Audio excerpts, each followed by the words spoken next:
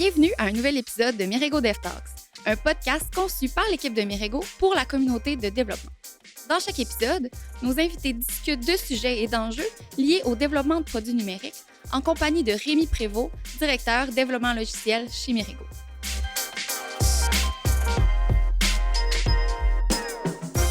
Cette semaine, on se lance à nouveau dans notre concept de pige de technologie. On l'a fait dans le dernier épisode avec des technos web, et là, on se lance aujourd'hui dans les technos mobiles.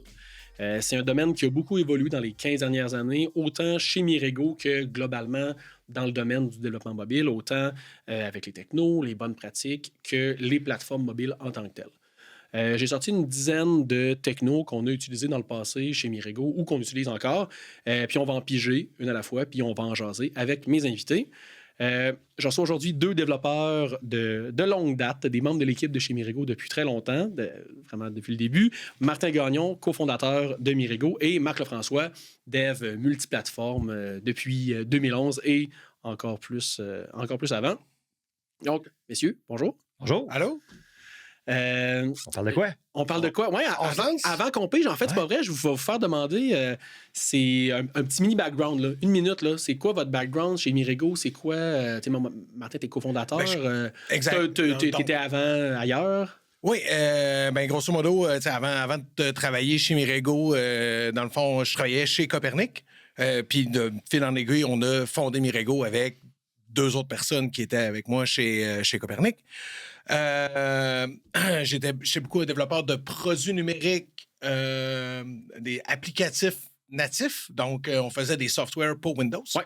Ce qui a eu quand même un grand impact pour Mirego. Mais la première année, quand on a travaillé chez Mirego, on était beaucoup dans les applications web jusqu'à ce que Steve Jobs monte sur un stage et nous permette de développer des applications mobiles pour l'iPhone.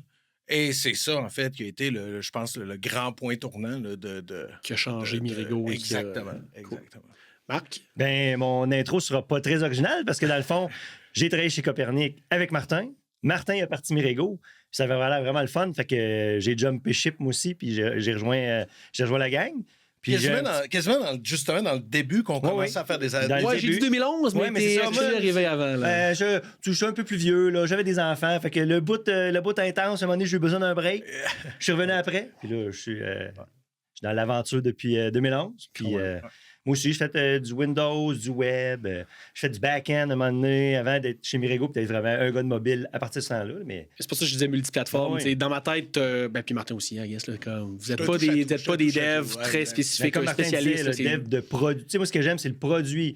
Si l'outil, c'est du mobile, tant mieux. Si l'outil, c'est autre chose, j'embarque. Je prends le bon outil. Parfait. Cool. Fait on se lance, on pige. Oh, yes. Je vais commencer à piger. Oh, ils sont collés un peu. Java tout, Objective-C, donc J2 ou BJC, comme on appelle chez Mirego. Un gros brise-glace. Oui. Vous voulez vous faire l'intro de ça? Oui, Martin, je sais pas qui veut en parler. En fait, pourquoi on a exploré cette technologie-là? Ouais. Mais c'est quoi, puis comment on est arrivé là? Dans nos processus, dans le passé, il y a eu la croissance, puis je vais le dire comme ça. Au début, tu as des clients qui voulaient une app iOS et un app Android. Fait que souvent, ce qu'on faisait, c'était, on va développer l'app iOS en premier, puis après ça, on va développer l'app Android. Une fois que l'app iOS va être prête, ça va être un peu comme porter un jeu d'une console à une autre, si on veut. Sauf que, avec le temps, les clients disent, ouais, non, moi, ça me tente pas que mon app sorte 3 mois plus tard sur l'autre plateforme. Parce que là, plus ça allait, plus Android... Ou attendre que les deux soient prêts, dans le fond. Android commençait à catcher up sur iPhone. Donc là, on a commencé à dire, on va commencer iPhone, puis une fois que ça va être assez avancé, là, Android va catcher up, puis on devrait être correct. Un peu comme finir en parallèle. Ça marchait quand même, somme toute bien, jusqu'à temps que les clients disent, mais moi, mes QA, ils veulent travailler rien qu'une fois sa feature, puis toute la quête. Puis c'est là que ça a commencé à être difficile. Puis pourquoi je dis ça, c'est que, on développe iOS en premier. Non, là, il faut développer les deux en même temps. On développe les deux en même temps, on les donne au client. Le client fait un commentaire sur l'app Android. Là, le commentaire, on l'applique sur Android, mais l'équipe iOS a pas reçu le commentaire. Fait que là, le tour d'après, le commentaire... Fait que là, ça marchait, mais c'était quand même fastidieux jusqu'à temps que Bell Fibre nous propose de faire le mandat avec eux. Et c'est là que Matt Baron a dit... Un dev de chez un autre dev de chez Mirego. A dit, qu'on a déjà hey, reçu au podcast. ouais, qui a dit, hey, si on s'enligne comme ça pour un projet de cette ampleur-là, on ne sera pas capable de le faire. On ne sera pas capable de le faire. Parce qu'on connaissait les avantages, les inconvénients, mais les inconvénients, les trade-offs, les compromis allaient être beaucoup trop grands. Puis, fondamentalement, Judo BGC, ce que ça fait, c'est convertir du code Java en Objective-C. Donc, oui, c'est aussi simple que ça, dans le fond. Le code Java qui était le code source, qui était le langage natif pour Android. Fait que dans le fond, le code Java continue à marcher sur Android, puis transpiler à la même chose en Objective-C. Belle-Femme, on parlait quand même d'un projet d'une très grande envergure. Là. Il y a eu, un moment donné, dans l'histoire de Mirego, il y a eu 30 personnes qui travaillaient là-dessus. Puis là, si on peut juste imaginer comment que les bugs pouvaient se décupler, parce que là, il ne faut pas oublier, tu as 2 codebases complètement séparés. C'est pas les mêmes bugs. Ils arrivent pas en même temps. Tu pars le même bug 2 fois de suite, pas à la même place. Ça aurait été très dangereux de se lancer là-dedans. Exact. Mais par contre, dans tous nos choix qu'on a fait chez Mirego, ça a tout le temps été beaucoup le produit qui était au premier plan. Il y avait d'autres technos de partage de code qui existaient. Il y en a quelques-uns qu'on va sûrement parler. Mais grosso modo, celle-là, ce qu'elle nous permettait de faire, c'était de faire les règles d'affaires en Java. Donc, de faire toutes les règles d'affaires en Java, des règles de business. Comment que je parle à l'API? C'est quoi les headers faut que je parle? Comment que je transforme mes données? C'est quoi? Jusqu'à, hey, voici d'un point de vue méta comment que l'application devrait afficher l'information. Ça, on faisait ça en Java.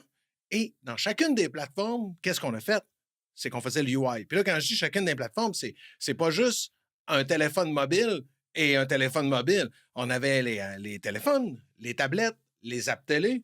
Le web, exactement. C'est le web dans ce projet-là. Donc, ça nous a permis de développer une grande expertise de partage de code, puis où qu'on met nos limites. Oui. Puis les limites, c'est comme où qu'on a de la valeur à vraiment le faire dans chacune des plateformes. Je vais dire, mettons, si je prends le guide horaire de Belle-Fibre, puis by the way, c'est de quoi de vraiment trippant à faire, là, de scroller les channels de même, puis il n'y a aucune... Tu sais, le FPS reste bon. Oui. Ça, c'est quelque chose qui est vraiment dur à faire en partageant du code, parce que chacune des plateformes, tu veux vraiment comme... Comment je pourrais dire? Tu veux être sur le métal direct, là. Tu veux vraiment tweaker les derniers. Je cherchais le mot en français, je ne l'ai pas trouvé. C'est pas grave. Optimiser, en fait. Fine-tuner, ça sonne mieux, je trouve. Chacune des plateformes, comme ton stockage sécurisé. Tu sais, le stockage sécurisé aussi. Fait qui est propre à la plateforme. Exact. Là. Donc, toutes nos règles d'affaires étaient dans le milieu et fonctionnaient avec tous les services systèmes de l'appareil qu'on avait optimisé et le UI. Puis, on a fait combien de projets? Combien de projets, en fait, avec Judo BGC? Avec Judo BGC, au moins 7-8. Je m'en avais plus que ça. Je m'en avais dit une vingtaine. 60. C'est 60. Mais j'essaie de me rappeler, un moment donné, on avait fait une slide à notre party de Noël. On avait mis toutes les icônes. Il y en avait une centaine. Puis pas juste des petits... Ah, mais oui, mais puis pas tout en objectif. Puis n'étaient pas tout en Judo BGC. Mais... Et ça fait 2014 à 2019. Oui, parce que ça, il y a une autre techno là-dedans qu'on s'est commencé à faire. Mais c'est ça, mais bref. Puis une des choses qui était intéressante, ça a été cette techno-là, on est devenu vraiment bon avec. On a bâti vraiment beaucoup de software avec. Moi, j'avais plus 30 en tête. Là, en fait, mon setup, il vient de ce qui reste qu'on utilise encore. Mais ce qui a été un enjeu, puis ça a été un enjeu organisationnel, Judo BGC, parce que, dans le fond, on a eu besoin de beaucoup de temps de convaincre, je vais dire, ceux-là là, qui sont je vais les appeler les durs de plateforme. Ceux-là, là, c'est des fans finis, les puristes, des fans finis d'Android, puis des fans finis d'iOS, de les amener un peu à... Ouais, mais d'un point de vue maintenabilité, là, pour tout le scope de ce qu'on a à faire, ça va être beaucoup plus facile de travailler comme ça. Malgré tout, le craft de faire le produit adapté pour la plateforme, il reste. Il existe encore. Ouais. Il reste encore. Mais la partie... C'est qu'on sortait de leur zone de confort. Oui. Les deux, parce qu'historiquement, c'était 2 équipes de dev avant qu'on fasse du... Oui, c'est ça. Même au niveau organisationnel, c'était quand même les devs iOS. Fait que là, tu proposes à toute cette gang-là, on sort toute la gang de notre zone de confort en même temps. Ouais. Il y en a qui aiment ça. Il y en a qui aiment moins ça, effectivement. Jusqu'à temps qu'ils voient le gain. Des fois, le gain est difficile à voir au début. Là. Mais c'est que tu as le gain, puis après ça, aussi, mettons, un des trucs qui était peut-être plus qui a facilité la transition, c'est le côté, tantôt tu as dit, le UI reste natif. Ouais, fait que c'est exact. pas, contrairement à d'autres technos, puis même à d'autres technos qui existent encore présentement, t'as pas de compromis à faire. Tu sais, mettons, puriste iOS qui tripe sur le UIKit ou Swift UI, c'est comme, tu l'as encore, ça. Tu n'écriras pas 100% de ton code base dans un langage qui n'est pas natif. Puis selon le projet, JDOBJC, puis les autres technos, multiplateformes natives qu'on va parler tantôt sûrement, ils te permettent aussi de décider, tu sais, là, mettons, Bell, on a peut-être mis beaucoup de choses dans le code commun. Tu peux décider par projet, là, j'en mets 30 20 50 70 tu gardes vraiment une flexibilité. Ouais. Ah, puis un truc que tantôt que tu n'as pas dit dans l'historique de comment on faisait avant, moi, je trouvais ça, un truc qui m'avait vraiment marqué, c'était de dire, tu sais, on base des produits, on suit une spec, on suit des stories, comment ça devrait marcher, mais tu sais, toutes les petites micro-décisions de dire le formulaire, le message d'erreur va être là, où il va se comporter as you type, le message va apparaître, ou juste quand je fais submit, c'est juste ces petits comportements-là qui sont souvent laissés au choix des devs. Là, les devs iOS prennent une décision, les devs Android. Fait que là, tu te ramasses avec deux produits qui ont les mêmes requis, les mêmes user stories, mais l'implémentation, même au niveau Business Logic ou UI, était différente. Fait que là, tu te ramassais avec ça, des fois, deux apps qui n'étaient pas des apps clones, finalement. Non, mais c'est ça, c'était deux apps. Ah oui, surtout les projets qui duraient longtemps. Oui, la première phase, le premier 5 mois, là, la V1, c'était quand même proche. Mais là, tu continues à faire évoluer, c'est pas seulement les mêmes devs qui reviennent sur le projet. Plus le temps avance, plus que ces deux apps. Ouais, j'avoue. Puis, tu sais, le point de vue marketing pour le client, entre autres, c'est pas nécessairement l'idéal. Là. Tu veux une expérience unifiée pour tous tes clients. Puis il y avait des enjeux quand même qui ont comme dans l'évolution, parce que JDOBJC est une techno qui roule encore dans les projets chez Mirego. Ben oui. Aujourd'hui, les projets qui ont été bâtis avec JDOBJC roulent encore avec JDOBJC. Il y a certaines parties de ces projets-là qui ont évolué avec des technos plus récentes qu'on va parler. Soit qu'on a migré ou soit que les nouvelles fonctionnalités étaient développées avec ces technos-là. Donc, dans le fond, les règles d'affaires qui étaient là à l'origine sont encore là, sont encore en JDOBJC, tout fonctionne correctement, mais ça reste quand même du Java et de l'Objective-C qui sont, dans le fond, les langages à l'époque avec lesquels on développait pour ces plateformes-là, mais des langages, je dirais, plus actuels ont pris jour. Donc, oui, compatible encore en Objective-C, compatible encore avec... mais ça fait que c'est pas mal plus fun d'écrire, exemple, du Kotlin que d'écrire du Java. Apparemment. C'est ce qu'ils disent. C'est ce qu'ils disent. Puis l'autre chose aussi, c'était que la gestion de mémoire... parce que bon, là, je ferai pas un cours de gestion de mémoire ici. Là, non, Martin, fais pas ça. Pas grave, on tombe dans le technique. Mais tu sais, sur Android, c'est un garbage collector. Puis sur iOS, c'est du ref counting. Deux stratégies complètement différentes de gestion de mémoire, mais nécessairement, quand on était dans le code commun, il fallait un peu penser aux deux concepts en même temps. Comment ça va se comporter mon code dans du garbage collection, puis comment mon code va se comporter dans un environnement de ref counting. Donc, ça a été, comme je dis, certains développeurs ont trouvé ça un petit peu plus difficile d'aller là-dedans, puis des fois même, un développeur expérimenté, c'est dur, dans le fond, de faire du debugging de ces petits détails-là. On demandait carrément à un développeur Java, il faut avoir 12 ans d'expérience en Java, Là, maintenant, tu n'as plus de garbage collector, il faut que tu te remettes à penser à ton allocation de mémoire. C'est un gros défi. Là. Mais puis même en termes de, tu parlais des enjeux en termes de documentation, en termes, c'était pas non plus une technologie qui était extrêmement mainstream, il n'y avait pas de communauté. Fait que là, on ne pense pas avoir des livres, les bonnes pratiques de. Je pense que c'était Google, nous autres, puis 3-4 autres shops. Pour vrai, là. Non, pour vrai. Parce que puis Google le maintenait, mais Google, c'est vrai, on ne l'a pas dit, mais ça vient de. Ça vient, c'est ça. C'est une librairie open source qui était faite et maintenue par Google. Qui est encore utilisée. Ils sont en train de le fader out. J'ai rencontré quelqu'un de Google à un Kotlin Conf, justement, c'est le Google, toute la suite Google Workspace, là, Google Docs, Google Drive et compagnie. C'était fait avec ça. Ils sont en train de fader out vers d'autres choses. Mais c'était juste pour eux qu'ils le faisaient. Puis nous, on l'utilisait pas vraiment comme eux. Là. Ah non, OK. Eux, ils avaient mis toute la stack network, ils l'ont mis là-dedans. Eux autres, c'était quasiment juste le UI qu'ils faisaient. Là. Alors que nous, on déléguait mettons, à la plateforme, le networking à la plateforme. Les autres ne faisaient pas ça. Là. Ah, intéressant. Puis eux, c'était vraiment une JRE JRE, c'est le runtime de Java, Ouais. carrément réécrite. Là. Il Ah, utilisait ouais. quasiment 100% de JRE.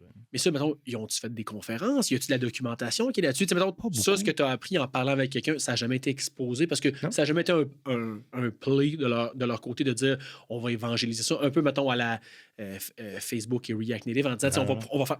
Ils n'en ont jamais fait la promotion. dans Pas le du fond. tout. En fait, pas ma connaissance, en tout cas. Moi, j'ai jamais vu Nous, on est de tombé gros là-dessus, talk. dans le fond, sur un projet JDO GitHub BJC. open source. là. En fait, tu sais, tout ce qui sortait sur JDO BJC, fallait que les gens qui étaient vraiment des experts Java proches de la compilation puis du kernel, qui ont ces connaissances-là, la documentation-là était à ce niveau-là. Ok, Ben, c'est c'est ça. des Google Forums. Là. Ouais, C'était Google Forums. des Ouais, Google ok, ok. Forums. Là. Fait que C'était pas un tutoriel genre bâtis ta première app JDO BJC. Là. Exactement. C'est ça, c'est quand même exactement. fou, là. Puis même tu sais, nous, chez Mirego, ce qu'on avait fait, puis on l'a fait dès nos premiers projets, ben, on a bâti, dans le fond, notre propre couche de librairie par-dessus JDO BJC pour faire notre stack réactif, pour faire notre couche réseau, pour faire ce que je disais tantôt, nos services qu'on a. Ben, on a tout développé la couche de services pour toutes les apps qu'on allait développer à l'époque. OK. Donc, puis on a fait aussi notre petite couche de sucre. Parce que là, j'ai pas besoin de le dire que le code Java qui était transpilé en Objective-C, le code Objective-C, c'est pas du code le fun à lire, mettons. Mais c'est pas du code qui est fait pour être lu ni maintenu. Exactement. C'est comme un binary code qui est généré comme quasiment. là. optimisé, mais c'est pas du bytecode Non, parce c'est pas que du t'es bytecode. quand même capable de tracer dedans et d'essayer de comprendre. C'était comme un entre-deux. Ouais. Il n'y a aucun humain qui aurait écrit cet Objective-C-là. Ouais. Mais quand tu connais Objective-C, tu es capable de le lire. OK. Mais- Ouais, ça, j'avoue, c'est Puis vrai. plus ça avançait, plus qu'on voyait qu'il faisait des optimisations. Là. À un moment donné, il n'y avait plus de classe, il y avait juste des fonctions dans le code transpilé. Tu sais, comme on dit, c'était pas fait. C'est un genre de bytecode plus lisible. Ouais. Puis le dernier enjeu, puis là, je pense que tu t'en parles beaucoup, tu sais, c'est... tu sais, nous, on pense qu'à certains moments, quand ton app, elle a pris un grand niveau de maturité, puis ton organisation a pris un grand niveau de maturité, c'est le genre de truc que tu veux peut-être à un moment donné finir par répatrier dans ton entreprise. En tant qu'un de nos clients, tu Oui. veux dire. Exactement. Ouais, En tant que ouais, je vois que tu t'en vas là. client, tu sais. Ouais. Puis nécessairement, ben, des développeurs JDO BJC sur la planète, il n'y en a pas tant. Ouais. Hein? Donc, pour nos clients, ben, c'était le fun parce que ça coûtait vraiment moins cher qu'on prenne une techno qui est là puis qui donnait un produit de qualité très grande. Puis ça a été la raison de notre choix. Ben oui. Par contre, quand tu arrives après ça pour le long terme, la maintenabilité, là, tu as un peu moins de ressources disponibles pour travailler, dans le fond, sur... Même si cette techno est sur open ça. source, c'est pas juste qui est propriétaire. Tu sais, cette transpilation-là n'est pas propriétaire à Mirego. Non, Mais le tooling qu'on s'est bâti, non. Ça appartient quand même au. Mais dans le open code source, du ça ne veut client. pas dire mainstream, ça ne veut pas C'est dire exactement. vivant non plus. Ça veut pas là. dire possède une communauté. Non, c'est ça, exactement. là. Oui, c'est open source, mais il n'y a pas de communauté. Fait que là, En c'est fait, comme. en Tu fait, peux taper- c'est ça. Ouais, c'est ça. Fait que t'as pas des problèmes de licence, ça crée pas des enjeux légaux, mais ça crée des enjeux de justement maintenabilité exact. de rapatrier. Parce qu'on parle quand même de. On dit Java depuis tantôt, là, mais là, Java pour le monsieur, madame, tout le monde qui fait du Java encore, c'est Java 17, 18 qu'on a rendu, je ne sais pas. Ouais. Mais là, on a parlé de faire, là, on a fait longtemps du Java 5, pour ceux qui ont fait longtemps qui font du Java. Java 5, ça fait longtemps. Là, à un moment donné, on s'est rendu à Java 8. Là, on est peut-être Java 10, mais. Parce qu'on était freiné par c'est ce que JDO Exactement. BJC Ouais, puis- permettait. Puis Google, c'était un tooling interne open source, mais un tooling interne pour leurs affaires. Fait qu'ils faisaient les upgrades et les modifications qu'eux avaient besoin Ouais, c'est ça. seulement. Cool. Il y avait pas beaucoup de monde qui voulait faire du Java plus récent dans leur team. Fait qu'ils étaient comme. C'est ça. Les autres Java 5 étaient bien Ben correct. fans de ça. J'imagine. Good. Bon, on passe au prochain. J'ai pris des post-it qui collent. là. Oh! Swift. L'évolution? Ouais, exact. Là, on s'en va plus Ouais. loin dans le temps. Parfait. Ouais. Swift. Ben, Qu'est-ce que c'est pour penser de ça? on peut dire, j'imagine au cas où que le monde ne savent pas c'est quoi Oh, il Swift. fait une petite intro. Swift, langage de programmation développé par Apple pour remplacer Objective-C. Objective-C, on en parle un peu depuis tantôt, mais c'est un très vieux langage. Qui a une est pas venu avec qui est iOS. pas venu avec là, tu iOS, peux là, faire c'est ça sur, un très vieux langage. iOS. Mettons, je veux dire, son ancêtre, c'est Smalltalk, une syntaxe très spéciale, un concept d'envoi de messages Ouais. au lieu d'appel de fonction. C'est très dynamique, très peu typé dans les fondations. Là, ça OK. a l'air typé, mais ça l'est pas tant. OK. Fait que c'était quand même difficile à utiliser pour, mettons, on va engager quelqu'un que lui, ce qu'il a fait, c'est du Java puis du Basic, mettons, du Visual Basic dans le temps. Oui, parce que, mettons, les devs qui faisaient de l'Objective-C en 2011, 2000, ils n'avaient pas tant. Les gens qui avaient en fait, c'est des. Ben là, on va sûrement parler d'Objective-C, j'imagine. Ouais. Fait que je veux pas Ouais, trop. je l'ai mis, c'est vrai, oui, c'est Exact. Je veux pas trop m'étendre là-dedans parce que j'en ai long. Fait que ça pour dire qu'Apple, à un moment donné, ils se sont rendus compte, OK, alors, on va être dû pour un langage moderne, un langage fortement typé, avec beaucoup plus de sécurité à la compilation, avec de l'asynchronisme un peu plus inclus dans le langage. Des features modernes. Des features modernes, là. Exact. Fait que Swift, à la base, c'est ça, là, c'est un langage moderne, fortement typé, avec l'inférence de type. T'es typé, mais c'est inféré. Ouais. Fait que ça, c'est arrivé. Swift, bon, je ne me rappelle pas quelle date, mais on va dire 2017, 2016, 2017, vers Swift 1. Ouais, j'aurais dit ça. Quelque chose comme ça. Okay. Puis la fois, c'est devenu, et Apple rapidement a poussé ça comme étant, ça, c'est le nouveau langage pour développer sur la plateforme d'Apple. Fait que nous, en étant une shop de techno qui aime ça, les nouvelles affaires, on est jumpé in très rapidement. Mais Swift, ça a évolué rapidement pour aussi. Les nouveaux projets. Pour les nouveaux projets. Puis Swift a évolué rapidement. Là. Swift 1, Swift 2, Swift 3, Swift 4, jusqu'à Swift 5. Là, à chaque année, tu avais des nouvelles versions de Swift, des updates à faire. Apple était quand même, selon les années, on va dire, était bon à semi-bon à faire un tooling de migration vers la nouvelle version de Swift. Ah, OK. C'était pas tout le temps gratuit, je dirais. Mais, on dirait, tu sais, bon, mais t'as Objective-C qui est allé vers Swift. À peu près dans le même temps que Java Kotlin, pour Android est allé vers Kotlin. On va sûrement y revenir, j'imagine. Mais ce qui est le fun, c'est que Swift, je trouve que d'un point de vue de notre organisation, ça l'a permis un peu d'ouverture, un peu plus d'ouverture aux développeurs Java de s'intéresser, dans le fond, à la plateforme iOS. Parce que là, c'était, je vais dire, la syntaxe était similaire. Fait que là, tu étais capable un peu de comprendre un peu plus facilement. Parce que ce qui ferait. Ton assumption, ou en tout cas, tu te bases sur le fait que tu penses que les développeurs Android étaient peut-être refroidis ou freinés par Objective-C qui était comme là, non, c'est un peu un langage de plus bas niveau Oui, en fait, oui. Ça a du sens, là, oui. Exact. Je comprends totalement c'est un gros pas, en fait, d'apprendre l'Objective-C. Tandis que d'apprendre le Swift, c'est un langage tellement moderne que, quelqu'un qui arrivait avec un background de C# facilement était capable de faire la transition vers Swift, ce qui était quand même... puis même quelqu'un qui faisait du TypeScript, là, dans le fond, parce que, visuellement, on s'entend, il y a plein de concepts différents, mais visuellement, tu te sens pas, mettons, sa planète Mars. Là. Mais tu te sens pas comme je suis en train d'écrire un langage qui était utilisé dans les années 80 ou qui file old school. Puis que il faut que tu ailles lire un exemple de code à chaque fois au début parce que Objective-C était tellement particulier, je dirais. C'est très gentil. Puis il reste aussi que même avec Swift, écrire du UI. Ouais. Parce que tu sais, ça reste ça qu'on faisait ces plateformes. C'est vraiment une question de faire l'interface, le UX, le UI le plus intéressant possible, les transitions.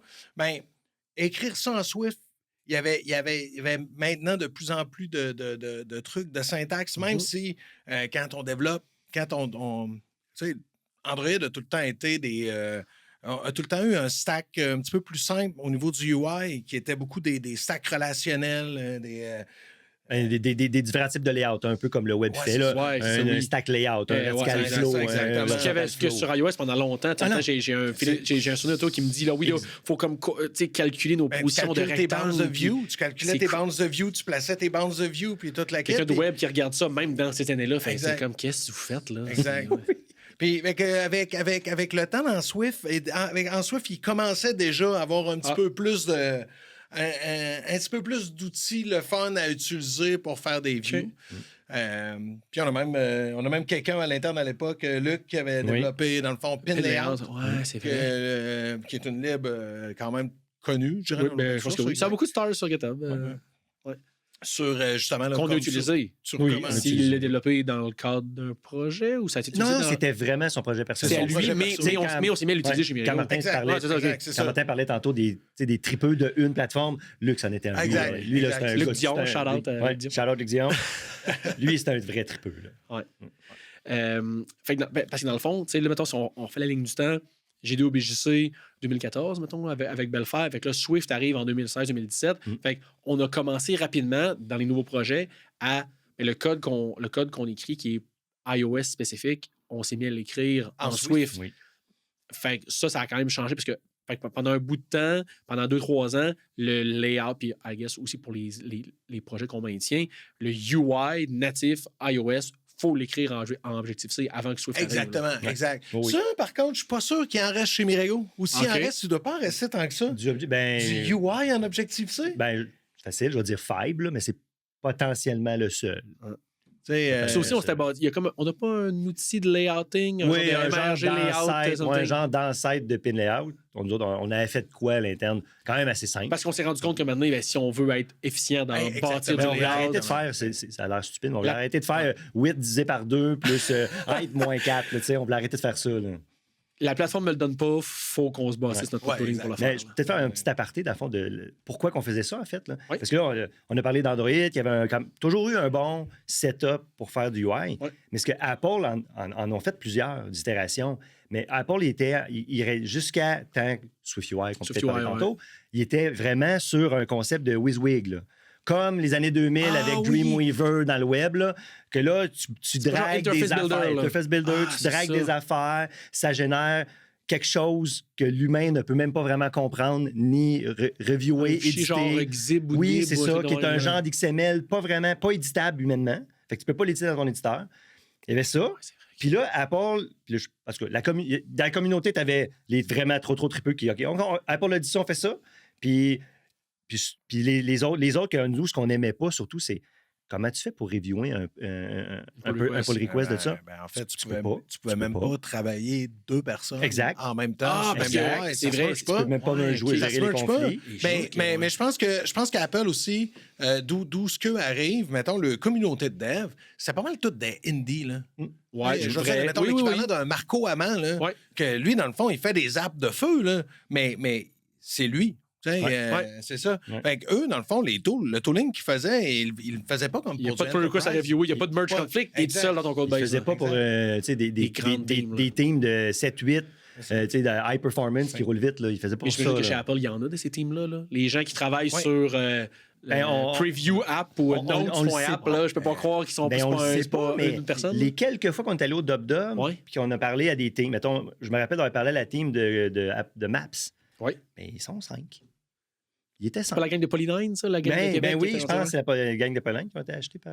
Fait que là, c'est pas le même scale, là. Ou bedon, sont 5, puis il y a une personne qui fait du UI. C'est une personne qui est dans Interface Builder puis qui livre des interfaces pas cernables, que le code ne peut pas le lire, puis comme ça marche.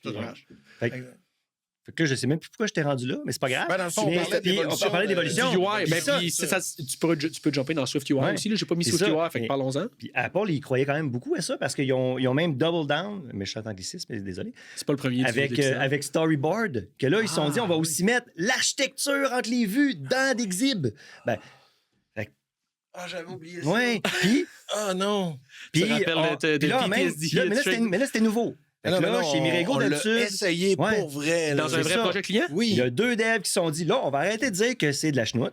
Ouais. On va l'essayer. Parce qu'on tu es en train de dire qu'on disait que c'était de la chenoute sans l'avoir essayé? Oui, on fait jamais ça. Et là, on l'a fait. Il y a un petit sujet qui va revenir tantôt là-dessus.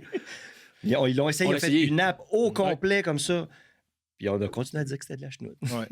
Puis, fait que là, il n'y a pas SwiftUI là-dedans. Non, mais c'est Swift. Ça vaut vraiment la peine qu'on en parle un petit peu parce que ça, c'est devenu vraiment un... Ça semble, je l'ai dit. Non, j'ai pas eu. Autant que Swift est devenu un langage, je vais dire, à jour, là, moderne. Un langage moderne. Autant que SwiftUI est arrivé avec une façon moderne de faire du UI adaptatif dans des concepts que tes grandeurs d'écran changent, qui peuvent se faire rescaler. Tu sais, toutes ces petites choses-là qu'on n'avait pas, qui étaient complexes, qui étaient vraiment tout le temps, je vais dire, une claque dans la figure à chaque fois que Apple sortait un nouveau device. Mais je me souviens à chaque fois, là, quand il y avait les annonces de téléphone, c'est quand il rajoute 40 pixels de large, puis ça vient tout de fucker toutes nos. Il faut faire toutes nos. Ben oui, faut ajuster nos UI. Il faut ajuster le UI. Ben là, c'est vraiment une grosse jump de tout retester au complet nos ans. Ben là, depuis qu'ils ont sorti ce langage-là, puis là, SwiftUI, là, ça ressemble à du... je trouve que ça ressemble un peu à du React. Ben oui, mais c'est du déclaratif. C'est du déclaratif UI. C'est du UI déclaratif, ouais, c'est ça. Avec de l'optimisé, du rendering optimisé, puis toute la quête, c'est vraiment... Live preview. Ah, Il ne faut pas oublier, c'est que les développeurs iOS devaient recompiler l'app à toutes les fois qu'ils faisaient une modification UI. Mais ça fait une loupe longue, là. Fait que là, enfin, on avait ça. Ouais. Ça fait que c'est vraiment révolutionnaire. Le tooling pour développer sur iOS, là. Mais c'est parce que tantôt, on parlait du clash entre des, mettons, dev iOS, dev Android, mais il y avait une autre gang de dev aussi chez Mirego, mettons, dev web front-end. Ouais. Vous autres, vous nous regardiez travailler. C'est comme, ils trippent sur le fait d'avoir un preview live. C'est comme on a ça depuis des années. Puis du layout du UI déclaratif. Puis quand je change quelque chose, en fait, même aussi quand vous avez découvert là, le côté reactive, là, des observables, là, quelque chose change sans que... C'est comme, ben oui, c'est ça. Avec React, c'est un peu ça. En fait, avec du concept de déclaratif, c'est ça. Ouais. Mais c'est... Fait que dans le fond, peu importe ton tooling, il y a toujours... T'as toujours de quoi apprendre des autres plateformes. Oui, exact. Okay. Ça devait être... tu sais, nos gros projets là, qu'on a fini tout le temps par optimiser, mais c'est quand c'est comme, ah ouais, là, je suis rendu à HP Supplé, puis on va me faire un café, je reviens, puis si je suis chanceux, ça va être compilé. Là. Ça devait vous faire triper. Là. Ben, juste le bout de la phrase pèse supplé, là. Ça me fait. J'ai jamais catché ce concept-là. J'ai écrit du code. Je suis pas en train d'éditer un film. Non, là. Oui, il faut que je décide quand est-ce que c'est le temps. Là. Oui, c'est ça. Puis après ça, rendu là, on comprend aussi le concept de. Tu sais, c'est compilé, le fait que c'est une build, alors que dans le web, c'est beaucoup du runtime. Il y a un concept de build, mais au final, c'est interprété au runtime, là. Ouais. Ce qu'il y a moins avec le natif. D'autres choses à dire sur SwiftUI? Ben, ça aussi, c'est encore en évolution. Puis le début était rough. Là. Le début, on a eu l'impression, je crois qu'Apple, sa première version, c'était peut-être pas une V1 pour vrai. Le début de Apple, Swift, pas de SwiftUI. Pas de comment on l'utilise chez Mirego. Non. Le début de SwiftUI, là, Apple devait sentir de la pression d'enfin avoir un framework de développement UI qui faisait du sens. Fait que, shoot ça dans la communauté. Ouais, exact. Mais là, c'est quand même rendu solide. Il y a peut-être le bout navigation réactive qui est peut-être pas encore nailé 100%, mais à part de ça, c'est très solide. Ben, c'est un challenge, ça a été un challenge chez Mirego, ça, de navigation réactive multiplateforme. Oui. Fait que là, tu utilises, si tu Jetpack Compose, tu utilises autres choses. Fait que il y a quand même ça aussi. Là, tantôt, on parlait de multiplateforme. C'est un enjeu aussi, même si tu fais du UI natif. Mais là, SwiftUI, c'est pas juste du UI. Là. Tu peux t'en servir, le concept de déclaratif, tu peux t'en servir.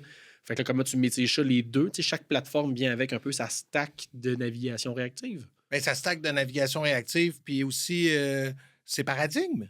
Ouais, ses paradigmes de navigation.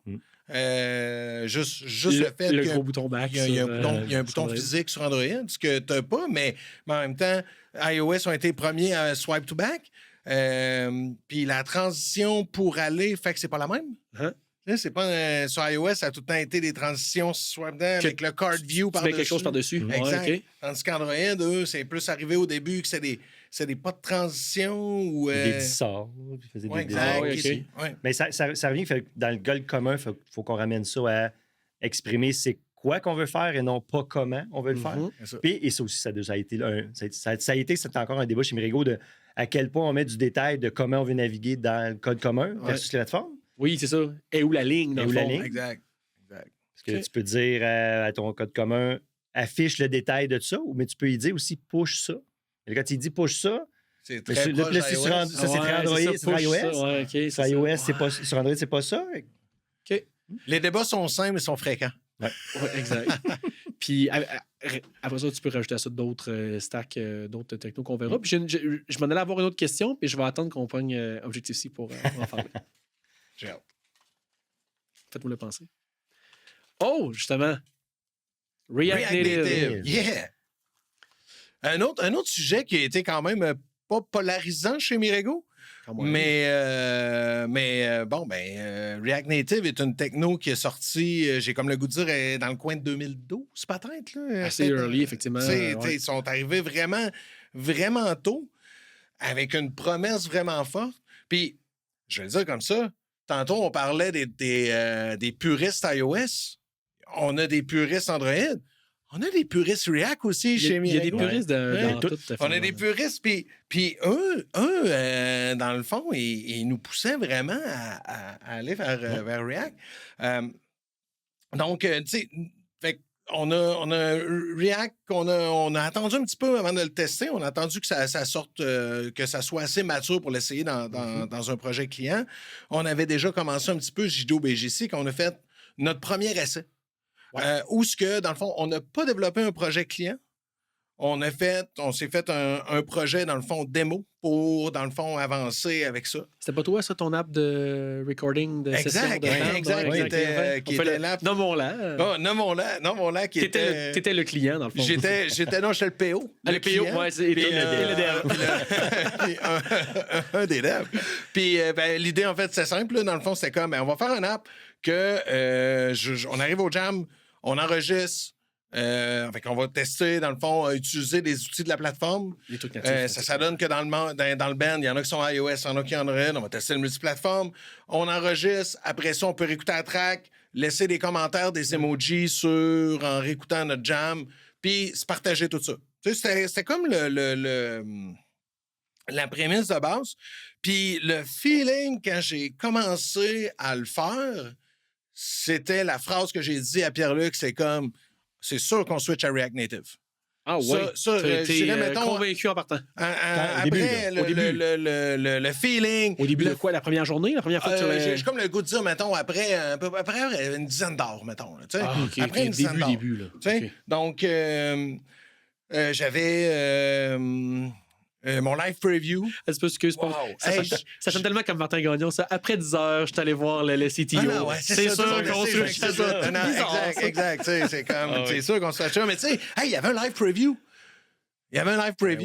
Mais là, quand j'ai commencé à jouer avec les dépendances, quand j'ai commencé à jouer avec ça, je suis comme fait, OK, là, on est dans un paradigme complètement différent de ce qu'on a avec Objective-C, avec JDO-BGC. Au lieu de focusser sur partager les règles d'affaires, puis focusser sur le UI/UX, là, dans le fond, je suis en train de focusser sur le UI/UX, puis pas comprendre les règles d'affaires en arrière, puis les services. Là, tu sais, plus j'avançais, puis comme je dis, je gardais mon positivisme, mais là, c'est comme... Là, je le voyais, dans le fond, à cette époque-là, que... Il allait manquer de trucs pour faire du UI, UX et plateformes. Donc, c'était pas encore assez mature. Exact. Okay. Tu sais, juste le délai qu'il y avait quand on cliquait sur un bouton. Au niveau performance, oui, c'est ça. Sur le filet, là. Ouais. Fait que là, j'ai comme... Fait que là, j'ai commencé à faire un peu plus d'être un peu plus rationnel. Puis, il faut quand même que je le dise. Mettons Redux... Oui. Oui. Encore aujourd'hui, je suis pas un fan. Ah non, OK. OK. C'est ça. Pourquoi? Ça, Redux, c'est le state manager centralisé, dans le fond. Avec des reducers, puis avec des stores. Exact. Bien, le concept, dans le fond, d'implémenter tes states puis tes reducers de manière séparée, hors de leur contexte, versus, mettons, les uState, que là, dans le fond, c'est clairement dans ton contexte, tout le kit. On dirait que cette partie-là, pour, mettons, des devs qui n'étaient pas du monde du web, c'était très inconfortable. Puis quand on parle, dans le fond, de faire le switch entre Android puis iOS avec des puristes puis de dire React Native, ça veut dire on est mais ça revient au concept de dire il y a d'autres paradigmes. Tu amenais des paradigmes de... Exactement. Puis probablement que tu étais teinté aussi par le fait que tu n'étais pas nécessairement un dev web. Fait que toi aussi, tu avais cet apprentissage-là à faire. Exactement. Puis peut-être que si on prend un pas de recul, si ça n'avait pas été les devs mobiles qui avaient fait cette exploration-là, est-ce que ça a été un autre truc? Parce que... On aurait peut-être poussé un peu plus en disant comme non, parfait, on va aller le régler, on va le comprendre, puis on va aller plus loin. Aussi un problème,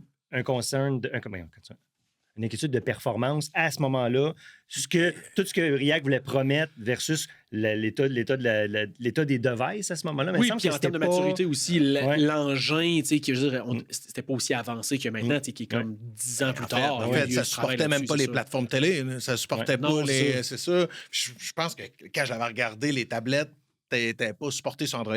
Tu sais, c'était comme... Là, il y avait... Il y avait quand même beaucoup de oh, OK, t'as pas, c'est cute ce qu'on est en train de faire, là, mais c'est ça. Puis, ben, tu sais, je veux dire, j'ai comme le goût de dire, v'là 3 ans peut-être, v'là 4 ans. 3-4 ans, Ouais, ben là, c'est Là, ça. là, Là, tu je parles de pense que- quand on a Ouais, revisité Ben, en fait, React. c'est que là, c'est nos clients Ah, qui arrivaient vraiment avec mais si tu veux faire affaire avec moi, il faut que ça soit un React Native. Ouais. Hein, parce que j'ai une équipe à l'interne qui a une expertise. Souvent, c'est ça, là. Ouais. Souvent, j'ai une expertise En React à exactement, à l'interne. l'interne. Fait que Pas, là, moi- pas mobile, mais moi, je là, veux- toi, Mirego, t'es l'expert C'est ça. mobile. Fais-moi une app en React Native. Comme ça, mon équipe va pouvoir la reprendre. Tu sais, ça pallie un peu au problème tantôt que tu disais. Exact. Puis là, ben, là, l'approche qu'on a faite, c'est qu'on a pris vraiment nos puristes React, qu'on les a dit, ben, voici un challenge. Tu sais, on a un client que c'est ça qu'ils veulent.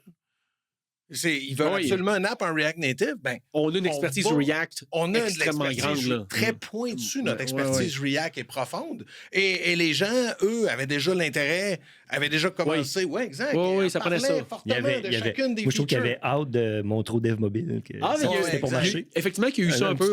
Oui. Une petite compète. là. Oui. Oui, encore une fois, très saine. Là. Oh, Encore oui, une oui. fois, très Oh, oui. saine. Et, Dans le but de bâtir le meilleur produit possible. Exactement, c'est ça. Puis j'ai le feeling que tu sais, ce défi-là a été vraiment... a été bon pour le client, en fait. Ouais, ben oui, effectivement. Au final, c'est le client qui en sort C'est le gagnant. client qui en est sorti Ouais. gagnant parce que vraiment, les devs, on met tout le temps du care et du love dans tout ce qu'on fait, mais je feel que là, il y avait vraiment un « Hey, c'est pas vrai qu'on va faire un app qui est pas aussi hot qu'un app native. On va faire un app native de la qualité que Mirego est tout le temps en train de livrer, puis ces apps-là. Puis là, je parle de... On a le droit de nommer les apps qu'on a faites. Vas-y. Hein? On a le droit. Bon, Mais- tu sais, mais comme c'est l'app du de... proprio. C'est Proprio, du la première, proprio. Proprio, Cineplex. Cineplex. Oui. Hey, by the way, là, allez checker le carrousel de Cineplex, là, il est insane. Matt Dumont va être content. Oui, ça, on peut name dropper Matt Dumont aussi, là, qui était une des personnes qui a poussé le plus là-dessus. Monsieur Carousel. Monsieur Carousel. Ouais. Mais je pense que aussi, pour backer cet énoncé-là, de dire on est capable de faire une app React Native aussi performante, puis aussi avec un care sur le UX, je pense que ce qui a aidé, ce que tu n'avais pas, toi, dans ton temps, quand tu l'avais expérimenté, c'était plusieurs autres case studies de l'app de Facebook Marketplace ou Facebook Messenger, l'app de Coinbase. Il y avait des cas dans le monde réel qui étaient faits, puis tu ouvrais l'app, c'est comme oui, là, c'est React Native, ça, là, tu sais, la mentalité de dire oh, ben là, ça va-tu être plus compliqué? Compliqué ou pas, on le sait que c'est faisable. On est les meilleurs en mobile, on va le faire, c'est sûr. De 5 ans, 6 ans, peut-être même 7 de techno différents. Ben oui, exactement, exact. Tu sais, je veux dire, j'ai le goût de dire, quand je l'ai essayé, c'était de la boîte. Puis aujourd'hui, C'est hot. j'aimerais ça en faire. Ouais. Puis quand- La puis vie quand- m'amène ailleurs, mais... Si tu faisais pas autre chose, ouais, c'est ça. Puis quand Martin l'a essayé, ben, je sais plus quoi le timeline, mais pas longtemps après, Facebook l'ont enlevé de leur app principale. Ah oui, parce que il y avait eux aussi. il y avait quelques views de ça. Il y avait quelques views de ça, puis là, ça c'était plus assez performant. Airbnb, Airbnb, c'était exact. React. C'est Je veux vrai, dire, c'est vrai. il y avait aussi des indicateurs qui est comme, hey, t'as pas vu, là, Ça donnait comme. Je suis pas sûr qu'on se brûle pas si on s'en va par là. là. Ça donnait comme un feeling que ça promettait tellement de choses. Sur papier, c'était Beaucoup de monde avait incroyable. jumpé Tout le monde là-dedans. avait jumpé Ouais, à cause exact. des promesses, mais là, ça a été comme. Ils ont comme s'il y avait eu un genre de 2 vagues. Là, React, là, c'est mature. Puis. Puis en fait, là, les gens, t'as des Shopify qui sont comme, oui, nous, on All se in commet à là-dedans. ça, puis on Ouais. croit à ça, Ah puis oui, comme exact, ça fonctionne. exact. Puis c'est pas juste, on jump là-dedans à cause des promesses, on jump là-dedans à cause des résultats. On voit Ouais. ce que ça donne, donc, OK, on embarque. Là. Puis là, ben, la communauté est présente, le tooling est présent. Tu Exactement. sais, quand je parlais tout à l'heure de, exemple, enregistrer à partir du device. Bon, mais avant, c'était comme de chercher une lib qui avait genre 10 étoiles puis 2 forks, puis là, c'était chanceux, tu sais. Là, maintenant, la lib pour enregistrer, d'après moi, il y en a des officiels, il y en a... fait que, ça, c'est un autre élément important là, de... Parce qu'on s'appuie là-dessus, peu importe la techno, tu sais, en termes de développement logiciel. Le moins que tu en développes, le mieux c'est quand Ben, ça n'a pas rapport avec le produit. Oui, bien, puis après ça, tu as la ligne de dire à un moment donné, est-ce que tu sais, d'avoir trop de dépendance aussi, c'est peut-être pas bon non plus. Là, mais, fait que ça, c'est un autre débat pour un autre épisode. On change? On change. Je l'ai pris au hasard. Oh oui, ça va être bon, ça. Xamarin. Oh! On va prendre celle-là pour commencer. C'est quoi Xamarin, là? Ça fait... Ça existe, by the way, ça existe encore. Ouais. Je suis allé rechecker un matin, voir qu'est-ce qu'on avait déjà fait. préparé, Je me suis préparé une petite affaire. Xamarin, ça, c'est un tooling multiplateforme fait par Microsoft. Donc, à la base, c'est écrit ça en C#. Puis là, eux, ils font un peu, je ne veux pas dire à la Objective-C, mais le principe que ça recompile natif. OK. Il recompilait natif aussi. Mais tout était en C#, puis tout le bridging, même tout le UI aussi. Il recompilait ou il transpilait en langage? Excuse, il transpilait en Objective-C? Mais il me semble que c'était ça. Là, ce bout-là, OK, prenez pas ça pour du cash, je ne m'en rappelle plus, pour être bien franc. Mais tout était bridgé vers du C#. Fait que ton UI est en C#. Ton UI button, tu l'écrivais en C#. Ouais. Puis ça, nous, on a eu un client qui voulait une app en Xamarin. Ouais, c'est pour ça qu'on a déjà fait du Xamarin. Puis nos deux bons boys qui ont testé Storyboard, c'est eux autres aussi qui ont pris le mandat de... Dans un projet Xamarin. De faire du Xamarin. On s'est dit, on va expérimenter cet outil-là. En fait, on avait comme... Je me rappelle plus de l'historique de pourquoi on s'est ramassé avec ce projet-là, mais sûrement c'était un client intéressant. D'habitude, on prend juste du client intéressant. Mais là, on a eu le défi. Alors, le client le veut en Xamarin, mais on l'a fait en Xamarin. Puis, là, c'est sûr que la nature de la shop chez Mirego, c'est on est des devs mobiles, des devs web, mais on aime ça travailler avec la plateforme. Ouais. Là, du C-Sharp, on était loin. On faisait du C-Sharp dans Visual Studio. Tu sais, depuis le début, tantôt, on parlait de Jido BJC. Mais Jido BJC, t'es écrit du Java qui était en même temps le langage d'Android. Fait que tu avais... C'est pas un troisième langage. T'avais pas un troisième langage mutant dans le truc, tu sais. Puis t'as le tooling, mettons, ça reste qu'à la base, au pire, si tu n'utilises pas Jido BJC, tu bâtis une app Android. Ton app Android, elle n'a pas besoin de tooling externe pour marcher. T'es dans Android Studio, je ne sais pas si c'est sur l'IDE dans ce temps-là, mais c'est ça, tu as l'IDE mobile qui est faite pour ça. Oui. Puis l'autre chose aussi, que je me souviens, c'est que là, l'équipe de Microsoft qui s'occupait de ça, je ne sais pas, il était combien, mais nécessairement, il y avait un lag. Là, mettons, iOS 11 sortait, mais là, avant que ton tooling Xamarin au complet soit updaté pour builder une app iOS 11, c'était long. Là. Okay. Tu pouvais te ramasser avec des problèmes de là, ton app elle n'a pas la bonne version d'iOS. Apple commence à avoir le goût de dire qu'il faut que tu ailles builder avec la nouvelle version d'Xcode. Puis les dépendances aussi étaient plus difficiles, beaucoup moins de librairies. Là, on s'entend. Quand ça s'est arrivé, c'était quand même dans les débuts du Xamarin. Xamarin existe encore. Puis je ne sais pas à quel point c'est utilisé, mais c'est pas mort. Est-ce qu'il y a une grosse communauté? Je le sais pas. Clairement, ça n'a pas, grandi autant que celle de React Native. C'est autre chose à dire avec Xamarin, on peut passer. Moi, j'ai rien à dire. Rien à dire. Moi, je pense qu'il faut qu'on name drop nos deux bons boys qui ont fait et Storyboard et Xamarin, c'est François Lambert et Eric Côté. Oui, c'est vrai. Les deux, ils ont fait les deux, ils ont eu le droit de dire que Xamarin, c'était... Storyboard, on l'utilise plus, puis Xamarin, on l'utilise plus. On l'a utilisé une fois pour un client, puis c'est jamais revenu. C'est jamais... Ouais, effectivement. Good. Voulez-vous piger? J'ai fait ça. Je te laisse. Prenez le bleu. Les trois. Il y a la petite colle. Et c'est Objective-C. Ah, bon, parfait. OK, on retourne dans le passé. Martin, tu disais que tu avais de quoi dire. Mais en fait, tu sais, Objective-C, comme Marc le disait, c'est un langage, c'était le langage à l'époque d'Apple. Oui. Donc, il y avait les indie devs qui développaient des softwares pour le Mac de manière native. Fait que ça a été comme le langage avec lequel ils ont parti pour bâtir les apps de iOS. De macOS aussi, Martin. Hein? De macOS, c'est ça. De macOS. C'est NS Object. Oui. Ça, c'est Next Step. Ouais. C'est la compagnie de Steve Jobs que, quand il a retourné chez Apple, il a fait racheter ma compagnie. Exact. On utilise mon... C'est vieux. Puis, comme on a parlé tantôt, nous autres, on vient de chez Copernic. Puis ce bout-là est super important parce que chez Copernic, on faisait du Pascal. OK, avec Turbo Pascal. Du Turbo Pascal, oui, exact. Avec Delphi, Borland Delphi. Oui, qui était notre IDE. Puis Pascal, Turbo Pascal, dans le fond, il fallait que tu fasses ta gestion de mémoire à bras. OK? Puis c'est un langage qui était très proche du C.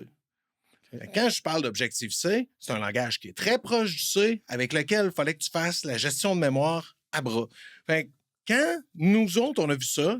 Explique c'est quoi Abra, Martin. Ah oui, dans le fond, c'est que... Tantôt, je parlais de ref counting, mais là, dans le fond, il n'est pas automatique. Il faut que tu le fasses toi-même. Donc, c'est comme, cette propriété-là de tel objet m'intéresse.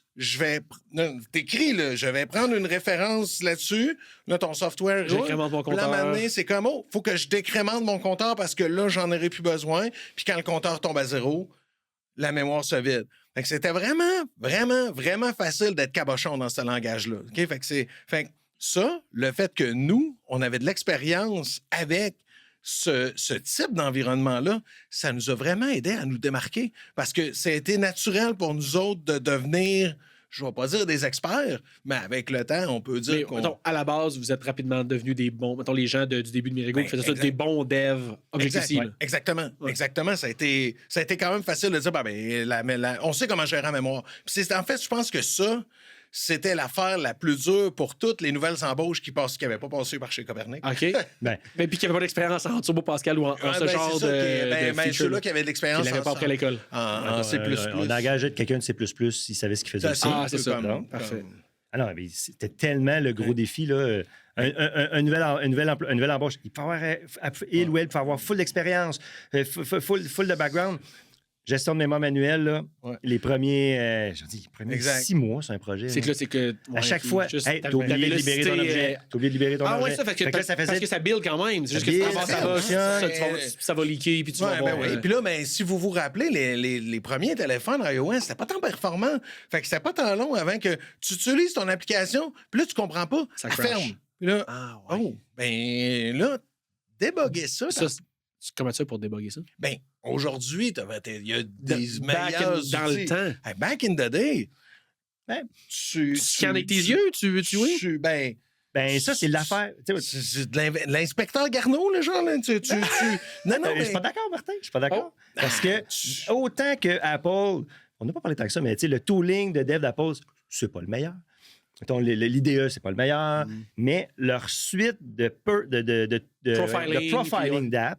Ah, mais il est arrivé plus tard. Oui, OK, pas au début, mais je veux dire, ça fait quand même longtemps que tu peux utiliser Instrument pour profiler ton app. Quand on a fait la première version du Proprio avec Objective-C, là, quand il y avait un leak, là, on s'assoyait puis on lisait le code jusqu'à temps. Je ne pensais pas tirer jusqu'à la préhistoire, Martin. Mais non, mais je me disais qu'on en parlerait de ça. Il reste quand même que c'est vrai, t'as raison. C'est ça. C'était notre première Progressive Web App, ça, quasiment, du Proprio. Là. C'était une WebView. J'ai un autre sujet, ça. Je suis là qu'on va parler de ça. All right.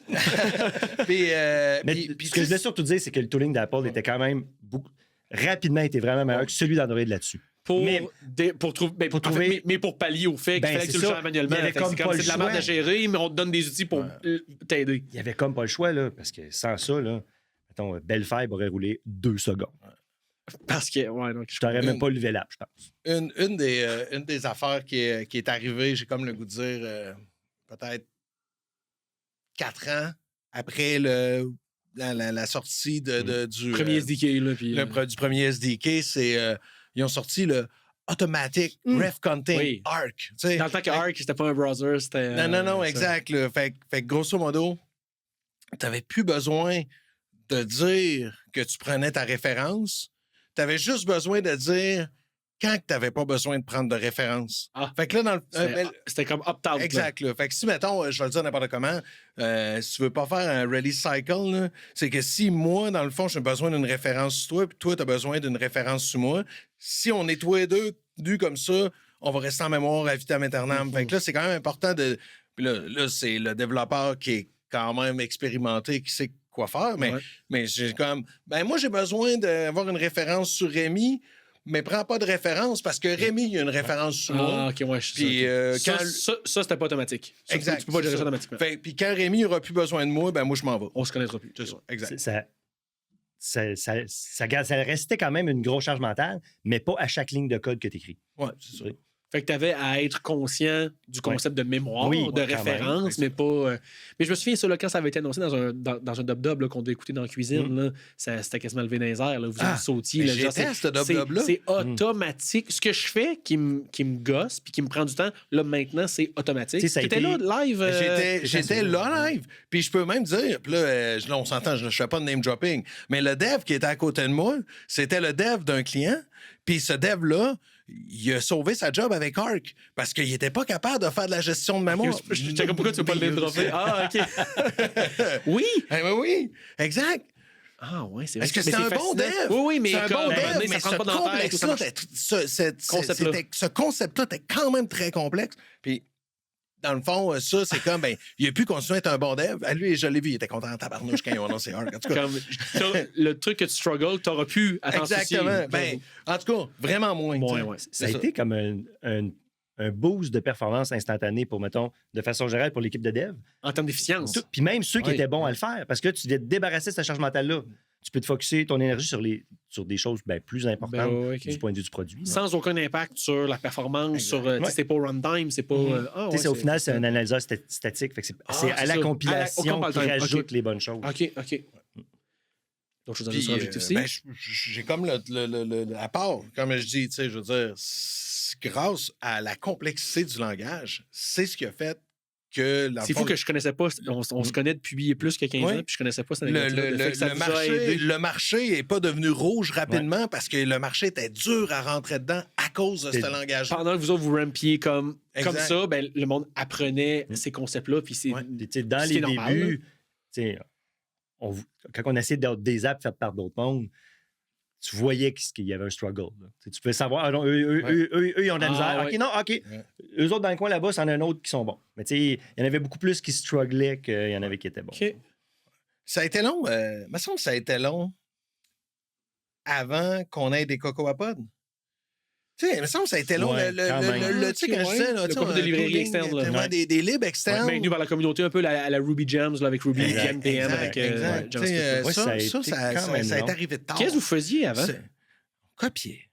On copiait. Il y avait des libres GitHub, dans le fond, vous venderiez, vous ameniez le code. Mais on copiait du code. Gist n'a même pas existé dans ça, là, c'est vrai. Oui, c'était une feature de GitHub, mais dans le sens que vous preniez... Mais mettons, le bon terme, c'est on vendait. Vous ameniez ce code-là dans le repo. Oui, comme ça. Longtemps. C'est vrai. C'est comme arrivé à m'amener sur CocoaPod, c'est vrai. J'ai de la misère à... C'est pas, mettons, pas 2018, là, on s'entend, ça fait longtemps que ça existe, mais plusieurs années avant qu'on ait ça. Mettons qu'on commence à la genèse, 2008, là, pas avant 2011-12. C'est intéressant, parce que j'ai l'impression que, un peu comme dans les projets web qu'on a eu chez Mirego, de dire, ça a été un problème pour... un problème qu'on a rencontré. On ne devait pas être tant de business dans le monde à maintenir 20 projets iOS en même temps. Nous, en tant qu'agence, Mirego, en tant qu'agence qui fait des projets avec des clients, le fait d'avoir un pod là, qu'on peut amener, puis que c'est nos bonnes pratiques. Pour faire tel genre de tâche, oui, ça c'est tel pod qu'on prend tout le temps. Il y a peut-être d'autres business, c'est comme nous, notre app est là, puis on maintient une app, on est une shop, on a notre produit iOS qu'on maintient. Le fait que nous, on maintienne plusieurs apps, d'avoir des librairies de code partagées qui deviennent nos bonnes pratiques, ça a été quelque chose qu'on a vu dans du web, back-end, web front-end, puis au niveau du mobile, c'était juste normal. Mais si on ne savait pas que ça existait, si ça n'existait pas avant, ce concept-là de CocoaPod, c'est comme... Je viens de me rappeler, c'est des sub-modules qu'on faisait. Oui. C'était un sub-module guide dans le repo. Pour partager, mettons, notre propre code. Même pour aller chercher une librairie. Oui, c'est ça, exact. Mais même, mettons, la première librairie qu'on a faite pour Mirego, qui était Mechanics. Oui, c'est vrai. Oui, OK. C'est vrai. C'était un sub-module. Mechanics, c'était un sub-module. C'est tout. Oui, c'est vrai. On s'est mis on partageait du code et on utilisait Git Submodule pour ça. J'avoue. Ça, je trouve que c'est une belle étape. Parce que, tu sais, quand on développait pour Android, mais Android avait déjà le concept de package avec Maven. C'est ça, c'est vrai. Eux avaient déjà toute cette maturité-là, ce tooling-là. Parce que les autres, c'est Enterprise Java. Je veux dire, tu l'avais aussi le feeling quand tu développais dedans. Donc, ça nous a vraiment aidé, je trouve, là, quand les Cocoa Pods sont arrivés là, pour les libres. Là, ça a donné, je trouve, un second souffle sur comment organisation, on est capable de mieux travailler ensemble puis mieux partager. La communauté, elle a embarqué rapidement aussi, parce que là, rapidement, tu as eu... comment ça s'appelait? Tu avais CocoaPods, puis tu avais aussi toutes les librairies UI, là. Tu avais le site, parce que je ne me rappelle plus du nom, c'est pas important. OK. Tu avais un site avec plein de librairies UI que tu peux chercher. Puis t'avais chaque librairie avait son petit démo, mettons, j'avais un carrousel ou OK. une liste déroulante, de quoi qui met tes images en étoile. Moi, je me souviens mettons, juste là. de la libre de Sam Vermette, là, qui était le truc de HUD, le Progress HUD, ou Oui, le ouais. Pull to Pull to Refresh. là, refresh, c'est ouais, ça. c'est Oui. ça. Mais ça, c'était sur GitHub. Fait, que- puis Mais c'était là, quoi? c'est Comment tu l'installais? C'était ça? Oui, C'était... mais ça, à ce moment-là, c'est quand CocoaPods est Ah, arrivé. ok, c'est ça qui a la donné ça. on dirait que la communauté était comme. Elle Ouais, avait faim ouais. d'avoir de quoi de même. Right. Tout le monde s'est Ah, garoché, ouais. s'est mis à faire Oui, des oui. libres. Là. C'était très quand même. Un bout de le fun. Là. Un bout que. On s'est probablement rendu. Alors là, on met trop de morceaux pour faire un app. Là, parce Oui. qu'à un moment donné, quand tu as trop de dépendance, c'est plus tough à gérer. Là, Ouais, comme, ok, puis là, oui, c'est plus à faire 100%. filer ton app comme une seule Ouais. app. Là. Il y a un petit bout, là, j'ai l'impression dès qu'on avait un morceau de UI à faire, on cherchait la librairie Ah, qui ok. faisait. La vérité aussi, c'est que une des signatures de Mirago, c'est pas juste les devs qui mettent du care et tout le kit, mais tu as une équipe de design en arrière qui eux autres aussi mettent du care. Puis tu parlais de la librairie de Pull to Refresh de Sam Vermette. Ben, des fois, elle ne fit pas vraiment avec la vision. C'est pas ça du qu'on- UX. c'est pas ça qui est dans la C'est ça, quête, là, exact. Tu sais, puis là, des fois, il y a une petite négociation à faire en disant, regarde, cette partie-là, on n'a pas tant de valeur à mettre toute cette énergie-là, puis on a de quoi dans la ligne check qui est proche, mais. Regarde les mots, t'aimes ça? Oui, Regarde, yes, c'est ça. on la prend. Ouais. Mais des fois, c'est ça, tu sais, fait que. Ah ouais, je comprends 100%. Fait qu'à un moment donné, si tu mets trop de ces libres-là, à un moment donné, tu perds un peu, dans le fond, la saveur unique de ce que tu es en train de faire comme produit. Exact. Fait que là, le ballon entre les deux. Good. On peut se lancer sur une nouvelle techno. C'est que j'ai ça en plus, c'est lesquels. Attends, je sais que Je me c'est souviens qui des. reste, Ah ouais, tu gardes. je me souviens, je te laisse choisir On le dirait que tu as dessert. choisi une couleur. Là. Tu savais lequel. Ben, parce que t'avais. Marc, tantôt, tu en as parlé, Ouais. là, PWA/webmobile. Oui, oui. On peut parler un peu de du proprio. On peut parler aussi du concept de PWA, le fait de faire du mobile, parce qu'on parle de techno mobile, mais pas nécessairement native. Ouais. C'est quoi votre opinion par rapport à tout ça? C'est quoi notre background chez Mirigo par rapport à ça? Ben, On peut parler du La début. première je web pense- view je de pense du que la- proprio? je peux pas. Ben, Contez ben, l'histoire. du Vous l'avez déjà ok, compté, ah, mais ok, je pense ok. pas Mais jamais sur le podcast. Non, je pense. Du proprio, là, là, c'est la genèse. Là. Décembre 2009. 2008. En 2008, mais pour Décembre 2008 ouais, pour ok. 2009. Puis là, dans le fond, du proprio, il y avait un app. Puis dans le fond, mais c'est une app faite par quelqu'un d'autre. Puis une liste de maisons à vendre. Tu sais, l'app, elle marchait, elle faisait ce qu'il fallait qu'elle fasse. Mais là, Albert, lui, il a dit on va faire. Hey, on va aller voir le gars du proprio qu'Albert connaissait. Hey, il me semble que ça marcherait bien qu'une carte, ça. On va aller te faire. On a dit on va te faire une app que tu vas pouvoir aller. Dans ton téléphone mobile, tu vas te promener Voir sur les une maisons carte, sur la carte. sur une Google Maps. Mais là, il n'y avait pas de Google Maps native à ce moment-là. Là. Il n'y a pas de map kit. Il y avait là. pas de Pas SDK, de pas de SDK SDK, natif, Google Maps, là. Maps, il n'y avait rien de ça. là. Fait que ça a fait que la première fois qu'on a fait une PWA, c'est comme la première app, Ouais. je vais dire, qui a fait un peu de bruit de Mirigo, du proprio, a Ben, quand même, a été featured dans le temps qu'il faisait There's an app for that. là. Les pubs de Mais Apple au officiels. final, c'était une web view avec des contrôles natifs par-dessus. On interagissait avec pour faire, somme toute, une expérience quand même hot. Ah, on a travaillé. tard. Une coupe de, On a travaillé tard, tu sais, on était les deux. Puis là, à reviser l'algo de quelle maison. Tu sais, parce que nécessairement, tu sais, c'est que l'icône des maisons, comment que tu dessinais, ben là. Attends, c'est que l'icône de la nous autres qui maison, vous plaçons la la maison. décidiez sur le... Natif. L'icône de la maison, vous la désignez sur le... Par-dessus le layer natif. Oui. Il n'était pas dans la web view. Mettons ta Non, WebView non. qui est en arrière. OK, la WebView, c'est juste une map. C'était juste la carte. OK, c'est bon? C'est juste la carte. Oui, OK? oui, je comprends. Là, on connaît les latitudes, longitudes comme ça. Ouais. OK? Fait que là, quand tu touches à la vue native, qui est comme par-dessus, tu sais, Ouais. là, tu déplaces la WebView en Vous dessous. envoyez comme un message en JavaScript ou... Exact, Ah ouais. exact. Mais là, tu déplaces ça. Fait que là, nous autres, on dessinait nos maisons là-dessus, mais l'ordre de comment qu'on dessine, ça a été là, trouver l'algo. Te rappelles-tu? Là, c'était comme Je m'en rappelle. un algo comme en swirling de même. Parce que, dans le que fond, vous scanniez, est-ce qu'il faut que j'aille parce une que maison si autour? tu dessinais les maisons comme ça, t'avais le feeling. Tu le sentais, mais swirling de même, c'est Ah, ouais, ça, ok, c'est exact. Fait que ça a été... beaucoup de temps. Beaucoup de temps.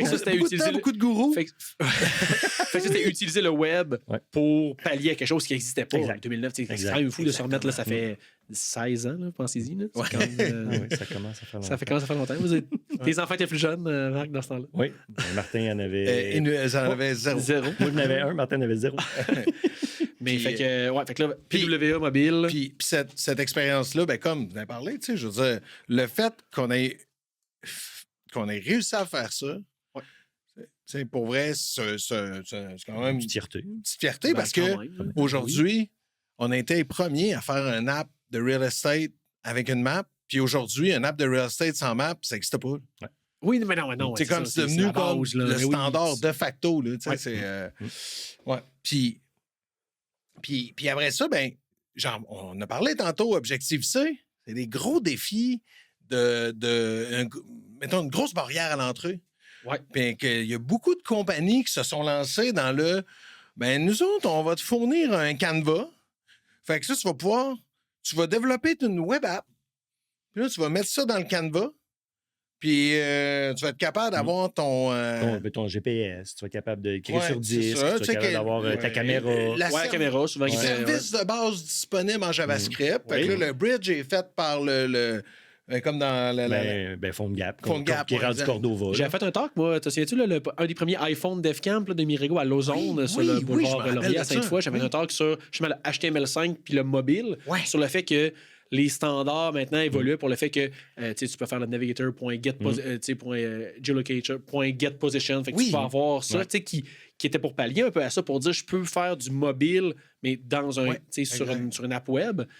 Fait que dans le fond, ton point, c'est de dire, ben, il y a des compagnies qui sont lancées là-dedans pour dire, ben, je peux faire une web view, mais au final, elle va être dans une coquille native puis elle va être sur le store. C'est Tu sais, le oui. être sur le store, c'était quand même à ce important. temps-là, là. là. Qui est encore important, I guess, aujourd'hui, parce que c'est là que les Ben, gens en fait, cherchent. ça serait, je pense, mon opinion. Parce que t'es capable quand même de faire des apps web quand même tripantes. Aujourd'hui, là, tu sais, Ouais. je veux dire, avec juste avec du web, puis que tu Mais tu te sauvegardes mets ça, ton ouais. icône sur ton... Ah oui, 100%, oui. Tu sais, t'es capable d'avoir cette belle expérience-là. Mais on dirait que l'expérience d'avoir l'icône sur l'App Store, les push notifications, Que tu peux avoir en web aussi. que tu peux avoir en web aussi, mais iOS, c'est quand même un peu fucked up. tu peux quand même avoir des rich push notifications, puis des... Ça fait longtemps que j'ai pas regardé. en tout cas, C'était rendu ouais, où, là, c'est ce cool. standard-là qui se développait? Là? Ben, il va falloir que je check bateau parce que j'ai ces choix-là à faire dans ma vie. Ah oui, c'est Oui, vrai, oui, exact. mais bref, tuned. mais je pense que, tu sais, mettons, chez Mirego, quand on est arrivé là, dans le bout des personnels web apps, des progressive web apps, mettons, je vais le dire comme ça, c'était comme une façon peut-être de vendre des apps moins chères. Tu sais, l'intérêt, mettons, je vais dire en 2010. Mais pourquoi ce serait moins cher? 11. Ben, ça coûtait cher. Là, tu sais, À cause de l'expertise. À cause de l'expertise. Objectif-C. Il n'y avait C'est- pas c'est- beaucoup. Puis j'ai l'impression qu'il n'y avait pas beaucoup de shops qui en faisaient. Ouais. Fait que, dans le fond, tu voulais une app sur le store. Puis là, Ça venait avec un ça venait premium. avec un premium. Puis là, tu pouvais dire ouais, j'ai un site web, je vais le mettre dans une web app. Je Parce vais le que mettre dans PhoneGap. Parce que, tu sais, mettons. on a un use case, là, mettons, quand on a fait l'app mobile de Academos, là, plusieurs années. C'était ça, dans le fond. On l'a fait en mode web app responsive. Ultimement, tu sais, le truc initial, c'est app.academos.qc.ca. Ça roule.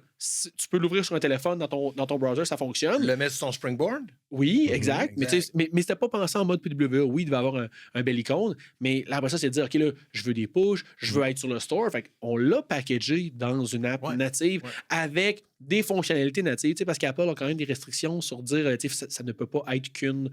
Je launch l'app, j'ai une web view, là, ça peut pas être ça. Fait que le menu principal était natif avec une belle transition, ça filait quand même cool. Fait que je pense qu'il y avait ça aussi. Pas juste de dire ça va coûter moins cher, mais j'ai déjà mon app web et responsive. Je veux juste être sur le store. Là. Réécrivez-moi pas tout ça 100% en code natif. Là. C'est ça. Ça me fait aussi penser pour les PWA, le concept est aussi utilisé par plus des shops de produits. Ils ont leurs produits, ils ont leur site web. Ils ont une version native pas native, responsive de leur app web. Oui. Fait que là, ils s'embarquent dans une app mobile puis ils veulent faire de la qualité. Fait que toutes les affaires importantes ou la navigation, certaines views, ils décident, ils les font natives. Mais mettons, souvent le classique, le détail, là, mettons une app de recette, super slick, toutes des belles transitions, toutes natives, mais le détail de la recette, qui anyway est du HTML. Refais-la pas natif. C'est une web view. Oui, c'est ça, oui. Mais une web view, mettons, avec des hooks pour Bien, faire la navigation native. Fait que ça servait puis ça bien sert aussi à ça. optimisé avec une bonne font size, puis que tu n'as pas de flickering, que tu n'as pas le délai de 300 millisecondes, cette affaire-là. Parce qu'il y a moyen de faire des parties web dans une app mobile qui feel file native. Là, Encore plus maintenant. Ah oui. C'était le cas. Là, je sais que, mettons, dans le temps, on avait fait un feed pour une app mobile qui s'appelait Game Time. Tu sais, qu'on avait juste fait un feed qui, lui, était no review parce que c'était plus simple, parce que vous avez de la misère, là, iOS, à calculer la hauteur des cellules. Puis c'est toujours ça. Les maths, c'est hard. Fait que, on l'avait fait, puis tu sais, il y avait tout le temps ça, c'était tout le temps, on fallait mettre du code pour enlever le 300 millisecondes de délai parce que tu cliquais, tu tapais sur un lien, voyons, ça file lent. Mais j'ai l'impression que maintenant, 10 ans plus tard, c'est comme non, là, tu peux arriver à. Tu peux arriver à un résultat qui a l'air natif. Puis en fait, ça revient un peu au débat de React Native, de dire, v'là 10 ans, la performance. C'est normal, c'est pas natif. Mais là, plus les années avancent, plus la communauté se développe, plus il y a de l'effort qui est mis là-dessus. Les téléphones, là, c'est rendu des super ordinateurs. Si je compare à 15 ans, là, dans ma poche ici, j'ai de quoi de plus performant que mon ordi de gaming de pas si longtemps que ça. Là. Mm-hmm. Puis comment je pourrais dire aussi, l'interaction. Tu sais, avant, tu avais le web puis le mobile. Maintenant, tu sais, l'interaction avec la plateforme par rapport au web est rendu dans les standards, est rendu, tu sais, vraiment, puis pas juste le get position, get location, get position. Oui. On est vraiment beaucoup avancé dans ce toolset-là. Fait que ça fait que quand on est en train de développer justement un app qui est web, qui va être responsive, qui va se ramasser sur le mobile, qui va être intégré peut-être même sur l'App Store un jour, là, on est dans des environnements qui sont vraiment plaisants à travailler. C'est plus autant séparé, il n'y a plus autant la séparation web, c'est ça, mobile, c'est ça. C'est plus rendu le numérique, là. C'est comme blendé ensemble. Dernier sujet. Martin, écoute, si c'est pas KMP, moi je pense que je m'en vais. C'est quand même drôle qu'on finisse par ça. Oui, c'est Kotlin multiplateforme. Kotlin multiplateforme.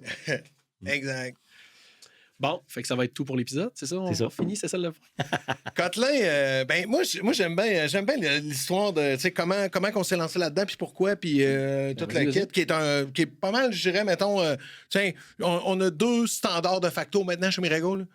On a React Native, qui est lorsqu'on pour certaines apps, on va utiliser React Native. Pour certaines apps, on va utiliser Kotlin multiplateforme. Notre boîte à outils, dans notre boîte à outils, il y a les deux. Les raisons peuvent varier. Des fois, c'est le client, des fois, c'est le mandat. Des fois c'est les deux technos fit. Le client est down avec les 2 technos. Des fois, c'est l'équipe qui va décider. Mais de facto, on y va avec ces deux technos-là. Puis avant, on a parlé JDOBJC. Puis là, on s'entend, Java, Objective-C, 2 vieux langages. Maintenant, à ce moment-là, les apps, on était rendus en Swift pour iOS, en Kotlin avec Android.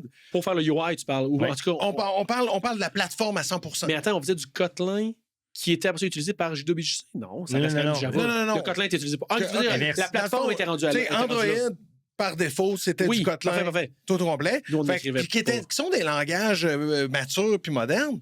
Et donc, quand Kotlin multiplateforme est arrivé, ce qui nous a intéressés, c'était que la mentalité était similaire à celle-là qu'on avait. C'est-à-dire, on écrit du code commun pour les règles d'affaires, puis l'interface utilisateur, le produit, le UX, ça, on va le faire pour chacune des plateformes. Ça, c'était de base quand ils ont basé Kotlin multiplateforme. Fait que là, ça a été vraiment genre, OK, on fait ça. La philosophie de KMP, c'est ça. Le défi, exact, c'est ça. Fait qu'avec des langages à jour, donc... On a enlevé un langage de notre stack aussi en moi. Oui.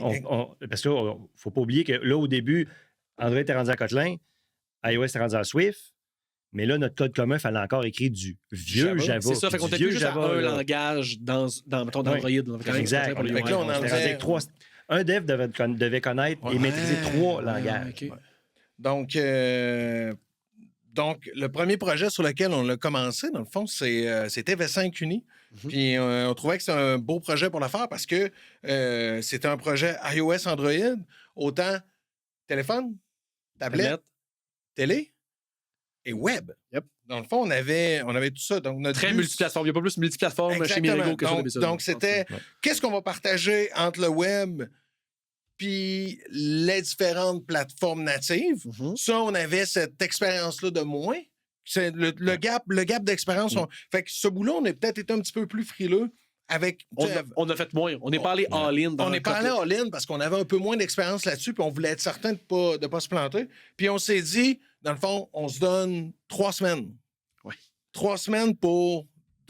Si on n'est pas certain que ça va donner ce qu'on est capable de livrer comme produit de qualité chez Mirego, on back. On vient à JWC. On vient à JWC, puis on va le faire, puis ça va quand même marcher dans le timeline. Mm-hmm. Au pire, à la fin, on va être un peu plus serré, mais ça va marcher. Puis, mais ce qui était drôle, c'était que, tu sais, on s'est lancé là-dedans très early.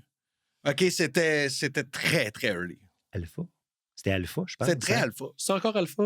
Non, c'est les plus Ça fait 2 semaines. Puis le problème, c'est qu'il n'y avait pas encore trouvé la bonne façon de partager des objets. Des objets Ouais. entre différentes threads du bord natif iOS. Puis, à cause de la gestion de mémoire. C'est à cause de la gestion de mémoire. Parce que là, la différence avec JWC, c'est que là, c'était compilé. Ah, là, c'est pas transpilé en objectif. C'est pas Kotlin tout objectif. Ça ne run pas dans ça run pas dans le... Ça prend un runtime engine. C'est ça prend un runtime engine. Puis là, il n'y avait pas nailé justement la gestion de mémoire. Donc, tu peux partager des objets entre threads, c'est un projet. Ouais. Puis, grosso modo, là, mettons, c'est qu'un objet qui changeait de thread devait être immuable. Ouais. Donc, si j'ai un objet qui est un user, ben une fois qu'il est rendu dans l'autre thread, je peux pas faire user.firstname égale Martin. Mm-hmm. Et il va dire non, t'as changé de thread, t'as plus le droit de bouger. Fait que là, ça rendait la chose quand même difficile. Parce que là, ça, c'est l'exemple que je te donne est là, c'est pas super, mais quand tu fais des calls, mettons, des appels réseau, des call network, là, j'appelle un API, ça, je le fais sur une thread X, mais là, là j'ai comme plusieurs threads network, là, la data rentre, tout le kit. Fait que, on s'est développé notre propre tooling réactif qui faisait toute la gestion de mémoire, tout le kit, qu'on appelait Tricot. Oui, mais qui est encore là. Si exactement. Encore utilisé, puis ça nous a permis de lancer notre premier projet multiplateforme, avec Kotlin multiplateforme, une super bonne expérience. Ça nous a permis rapidement après ça d'être capable de, étant donné qu'on avait déjà la mentalité de JDO-BJC, ben, l'amener dans d'autres équipes, ça a vraiment fait d'avoir un été. code commun et après ça du code par plateforme. C'était pas un nouveau paradigme à introduire dans les Tu n'écriras plus de Java. Mais là... Il y avait quand même un argument intéressant qui était ça. Puis la communauté. Parce que... Même en alpha?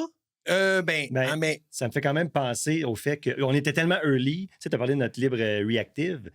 C'est qu'en fait, une libre reactive multiplateforme, il n'y en avait pas. C'est ça. Puis nous, on venait de s'en faire une pour JDO-BJC. Fait qu'on savait un peu où ce qu'on s'en allait. Fait qu'il a fallu qu'on se code une libre reactive multiplateforme. Ouais.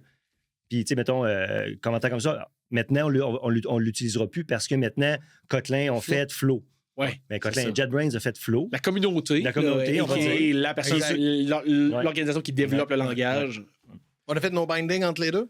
Parce que dans le fond, c'est ça, tu t'en parlais tout à l'heure. Peu importe qu'est-ce qu'on a fait, puis tous ces langages-là, ben, quand on a sorti Kotlin, quand on a commencé à travailler avec Kotlin multiplateforme, puis on a validé, puis on a dit, hey, c'est maintenant là qu'on va s'en aller. Après 3 semaines, en disant ça a du sens. Oui, exact. Après 3 semaines, ça a du sens. Après 6 mois, c'est comme, hey, je pense que ça vaut la peine de partir un autre projet avec ça. Ouais, après 1 an, c'est comme, hey, il n'y a plus de raison de faire des projets avec JDO-BJC. Mais non seulement ça, c'est comme, hey, les projets qu'on va maintenir dans 10 ans encore, là, ben, il faut commencer à penser à la stratégie de comment qu'on amène Kotlin multiplateforme dans nos projets JDO-BJC qui vont vivre, en fait, avec les modules qu'on va tranquillement migrer. Puis après ça, comment qu'on va les attacher ensemble. Puis, fait qu'aujourd'hui, des projets qui ont juste Objective-C, je pense qu'il n'y en a pas. C'est sûr qu'il n'y en a plus. Il n'y en a pas.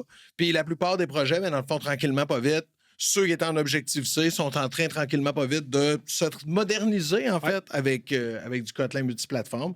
Puis, dans le même concept que ça, quand on avait Tricot pour notre librairie réactive, ben, on a commencé à faire nos adaptateurs entre Tricot puis Flow. Les nouvelles fonctionnalités sont faites en Flow, puis tranquillement, pas vite, ben, dans le fond, la partie réactive de Tricot... c'est comme le prix à payer pour avoir été early. Tu sais, mettons, parce qu'on aurait pu attendre OK, non, TV5, ouais, non, OK, gardons Objective-C, c'est le choix le plus safe. Parce qu'il y a quand même des avantages aussi. Ça nous a probablement rendu plus efficients dans bâtir du code plus vite, avec un langage qui est plus moderne. Ça l'a activé, ça l'a permis plusieurs choses, mais on aurait pu être beaucoup plus conservateur en disant on va attendre. Un peu à la React Native. Mettons, je veux faire un parallèle avec React Native. C'est un peu ça. Tu aurais pu avoir la même affaire en disant quand tu es multiplateforme, oui, OK, c'est parfait, c'est parfait. Ouais, il n'y a pas de coroutine, on l'a pas dit, là, mais tu sais, comme ça n'existe pas. Attendons que ça soit prêt, parce que présentement, on aurait pu faire ce call-là, mais turns out, c'était une bonne solution de pusher, de faire notre propre tooling, puis ultimement de là, mais de se donner le 3 semaines, en fait. Parce que dans le fond, si tu prends la décision sans travailler avec pendant justement 3 semaines, puis d'avoir fait une liste de voici tout ce qu'on a besoin de valider. Puis, by the way, le concept de multitrading puis de mémoire n'était pas dans la liste. Là. On s'est fait un peu mordre. Là. Tu le découvres. Ça a été une mauvaise surprise. Là. mais ça, puis aujourd'hui, ben, c'est là que ça paye. Oui, exact. En fait, ça paye beaucoup. Parce que, tu dis, on n'a pas été conservateur. On l'a quand même été un peu. Parce qu'après ça, on a restarté 1 ou 2 projets en Objective-C. C'est vrai, OK. Avec Scratch. Puis, de ce jour à ce jour, on se dit Christy, qu'on aurait dû le starter encore, celle-là. OK. Il faut encore le maintenir. OK. D'autres choses à rajouter sur nos technos, des sujets par rapport aux technomobiles qu'on n'a pas touchés cet après-midi? Ben, l'évolution est vraiment intéressante. Tu sais, quand tu regardes juste cette panoplie-là, mais ça n'a pas été... C'est tous des joueurs. C'est pas comme plein de joueurs qui sont embarqués là-dedans. C'est comme... Là, j'ai vraiment le feeling... Ben, tu sais, on n'a pas parlé de l'autre techno là, qui est proche d'Android. Flutter. Flutter. C'est vrai, j'avoue. Je l'ai pas mis dans mes... Oui, exact. Parce qu'on n'a pas vraiment fait de... On n'a jamais fait de vrais projets avec on a fait un peu le même concept que j'avais fait avec React Native à l'époque. Tu sais, ben, pour un projet client? Non, pas. Non. Tu sais, vraiment... Un plus perso, genre. On l'essaye, on le présente à l'horizontale. Voici ce que c'est. Flutter. Voici ce que ça. Oui, c'est vrai. Je sais que, oui, effectivement. Je sais que Matt Street l'avait testé. Oui, c'est ça. Exact. Moi, j'avais. Puis là, ça, c'est personnel à moi, mais tu sais, j'avais comme un peu le feeling de Xamarin dans le sens où. OK, ben là, c'est encore un langage qui est tout seul dans ce monde. Parce que quand on parle de Kotlin multiplateforme, ben il y a une app qui est 100% codée en Kotlin, qui est l'app Android. 100% codé en Kotlin avec son layout réactif en Jetpack Compose. Puis après ça, ben, le bout que tu fais dans l'app iOS, ben, tu fais juste ton UI. Maintenant, Swift UI, qui est presque pareil à Jetpack Compose, c'est très, très, très similaire. Puis qui utilise une lib, comme l'app Android. Fait que là, ça goûte vraiment très, très bon, ça. Donc, c'est ça. Flutter étant quelque chose qui roule dans l'engin OpenGL. Qui est comme tu files que c'est le layer, un peu à la React Native aussi. Tu files que tu es un peu un layer au-dessus, une couche au-dessus. Tu n'utilises pas l'OS, tu n'utilises pas les composants de l'OS. Ça, c'est nous autres qui le sent en tant que dev, en tant qu'expert. Sentez-vous, probablement qu'on utilise des apps au quotidien qui sont avec Flutter puis on le sent pas, ça, mais en tant que bâtisseur, que quelqu'un qui développe, peut-être que tu le sens plus? Je pose la question de même, c'est peut-être. En tout cas, les PWA, t'es 100, ça, c'est sûr. Mais alors que monsieur, madame, tout le monde, probablement pas. Je pense que les apps React Native, moins ou plus. C'est ça. Ceux-là sont quand même ça. Dès que tu sors, en fait, du UI de base de la plateforme. OK, oui. C'est là que tu le sens. C'est là que tu vas plus trouver, mettons, les apps de Flutter. Quelqu'un que... ou les apps de Qt. Là. Ça, c'est... sauf si l'équipe de développement fait l'effort que ça respecte les paradigmes de la plateforme, mais il n'y a aucune contrainte. Fait que souvent, l'app Flutter ou Qt, elle va être très custom, je veux dire. On dirait que moi, mettons, c'est peut-être mon préjugé, mais une app Flutter, une app comme avec Qt, c'est pour me... On dirait que l'argument de pourquoi j'utiliserais ça, c'est pour pas avoir à me soucier des particularités. C'est peut-être un préjugé, mais on dirait que ça file. C'est en anglais, le write once, run everywhere. Là, c'est comme je veux juste écrire mes affaires une fois. Il y en a des teams de feu qui c'est un très bon argument en termes d'efficience. C'est super. Là. Mais tu sais, le delete sur Apple TV, tu sais, le rouge de lead sur Apple TV, c'est pas le même rouge de lead que sur le téléphone iOS, puis c'est pas le même rouge de lead que sur Android. Fait que moi, dans le fond, quand t'es pas dans ce rouge-là, ça me dérange. Il faut que tu sois dans le bon rouge. C'est niaiseux, mais quand je disais nos puristes, là, nos puristes chez la Mirego, plateforme, dans les Interface Guidelines d'Apple, le rouge, il est important. Fait que pour nous autres, pour bâtir, dans le fond, des produits qui ont la qualité qu'on veut bâtir, on n'a pas le choix. Dans le fond, il faut prendre les technos qui nous permettent d'avoir le bon rouge. Non, mais le point, c'est que je pense que Flutter, il permet de faire ça. Tu peux dire, là, si c'est iOS, prends tel rouge, si c'est Android, tel rouge. Mais là, tu sors de la philosophie right once. Exactement, c'est ça. Puis là, ben, quand tu arrives à ça, c'est comme, je veux pas écrire un app spécifique comme ça. Ce que je veux, c'est vraiment aller dans quelque chose proche d'au moins d'une des plateformes. Ça fait partie un peu de notre... Cool. Bon, ben, parfait. On a fait un papier qui n'existait pas, mais on en a parlé. Cool. Ben, merci beaucoup, messieurs. Ça fait plaisir. Merci. Merci d'avoir été là pour cet épisode de Mirego DevTalks. Vous pouvez en apprendre plus sur Mirego, notre expertise, nos projets et nos postes disponibles en visitant notre site web au mirego.com. Continuez à nous suivre et à partager les épisodes sur votre plateforme de podcast préférée et au plaisir de se retrouver au prochain épisode.